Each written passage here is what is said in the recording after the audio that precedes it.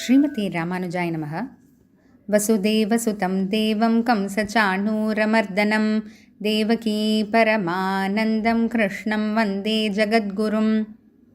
கீதாசாஸ்திரமிதம் புண்ணியம் யஃப் படேத் பிரயதஃப் புமான் விஷ்ணோஃப் பதமவாப்னோதி பயசோகாதிவர்ஜிதः. நாள்தோறும் பகவத்கீதையில் நம்ம தொடர்ந்து 2வது அத்தியாயத்தில் ஸ்லோகங்கள் பார்த்துட்டு வரோம். இதில் பகவான் இப்போ கடந்த சில ஸ்லோகங்களாக யுத்தம் செய்யறதுனால என்ன, செய்யலைன்னா என்னன்றதை பற்றி சொல்லிட்டு வராரு.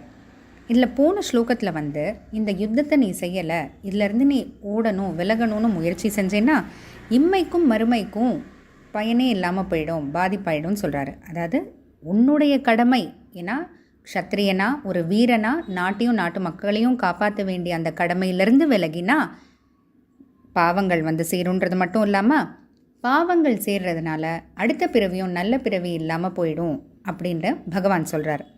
அதையடுத்து 2வது அத்தியாயத்தில் 34வது ஸ்லோகம், அகீர்த்திம் சாபி பூதானி கதயிஷ்யந்தி தேவ்யயாம் சம்பாவிதஸ்ய சாகீர்த்திஹ மரணாததிரிச்யதே.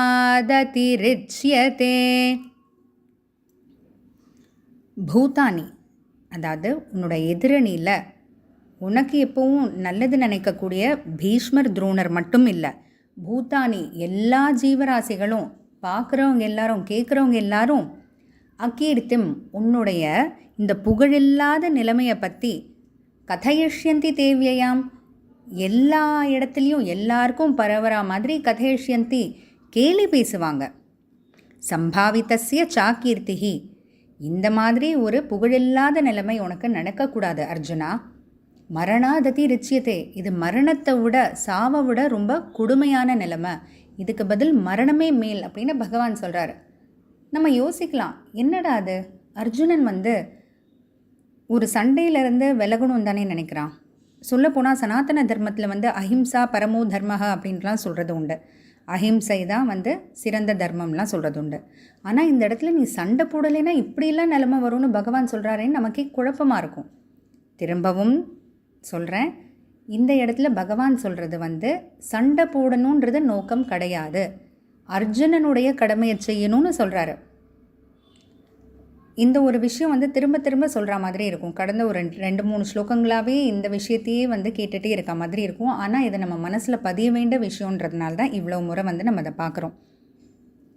பகவான் ஒரு கோவிலில் பூஜை செய்கிறவரையோ இல்லை ஒரு வைத்தியரையோ இல்லைன்னா ஒரு வியாபாரம் செய்கிறவரையோ கூப்பிட்டு சண்டை போடலைன்னா உனக்கு இந்த நிலைமை வரும்னு சொல்லலை.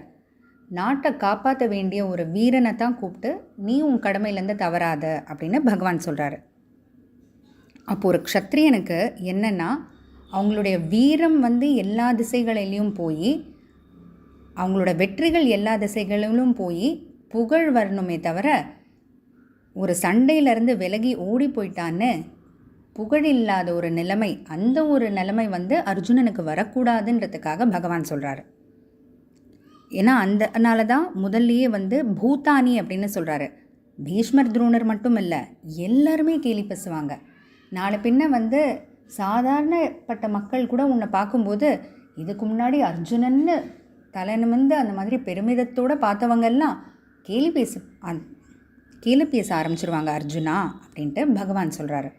அதனால் அடுத்த ஸ்லோகத்துலேயும் இந்த யுத்தம் செய்யலைன்னா என்னன்றதை சொல்கிறாரு. தொடர்ந்து பார்த்துட்டே வருவோம். ஜெய் ஸ்ரீ கிருஷ்ணா.